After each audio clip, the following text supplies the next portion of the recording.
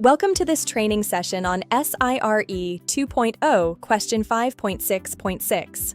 Today, we will cover the critical requirements for oxygen sensors in inert gas system spaces. The primary objective of this requirement is to ensure that entry into spaces containing the inert gas plant is always made safely. Inert gas produced from boiler flue gas or generators may contain carbon monoxide, a highly toxic gas that can be fatal even in small concentrations. Carbon dioxide is also present. While not toxic itself, it presents a severe smothering hazard by displacing life-sustaining oxygen. Nitrogen is particularly dangerous as it is colorless and odorless. It can cause oxygen deficiency without any warning signs to the personnel involved.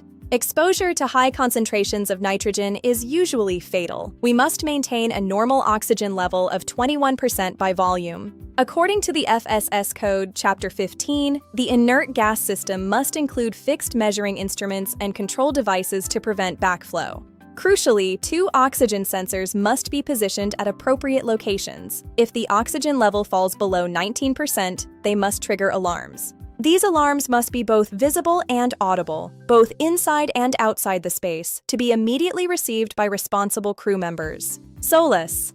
Chapter 2-2 applies this to tankers of 8,000 tons deadweight and upwards constructed on or after January 1, 2016. For older vessels, if these sensors are fitted, the operator must declare this in the HVPQ or pre-inspection questionnaire. Under the ISM Code Section 6.3, the company must ensure all personnel are properly familiarized with their duties regarding these safety systems. Let's look at what your company procedures must include to satisfy a SIRE 2.0 inspection. Procedures must be documented and clear. First, the procedure must define the frequency for testing the audible and visual alarms. Regular testing is non-negotiable for safety. Second, it must specify the calibration intervals and the alarm activation values for the oxygen sensors, typically set at 19%. Procedures must also describe the actions to take if a sensor or alarm fails.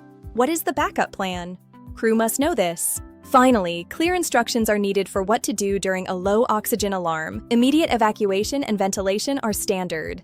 During the inspection, the inspector will check the control panel. They will verify that the sensors and alarms are fully operational. The system must not indicate any faults. Any active warnings or inhibited sensors will likely lead to a negative observation. The inspector will review your calibration data. They'll check if each sensor was calibrated at the company-defined frequency.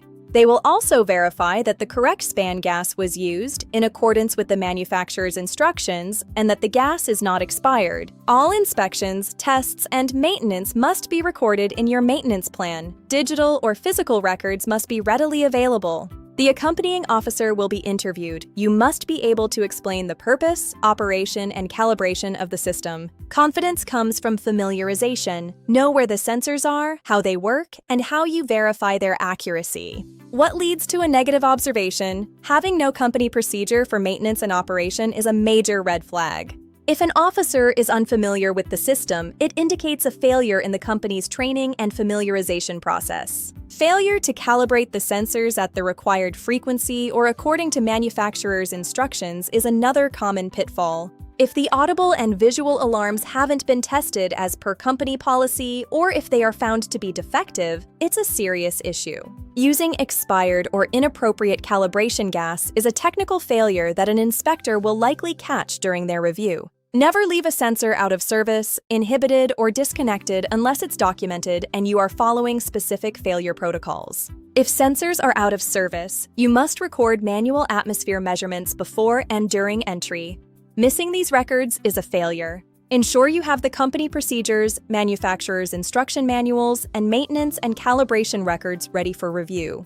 Consistency is key. Your physical equipment, your digital records, and your verbal explanations must all match. Being prepared for SIRE 2.0 isn't just about passing an inspection, it's about maintaining a robust safety culture on board. Recap: test your alarms, verify your calibration gas, and review your PMS entries regularly before the inspector arrives. Confirm both sensors are operational and that they are set to trigger at the 19% oxygen threshold as required by FSS Code. Safety in the engine room and IGS spaces is vital. By following these steps, you ensure both compliance and the well-being of your crew. Thank you for participating in this SIRE 2.0 preparation session. Fly safe and work safe. All the best for your next inspection. End of training. Thank you.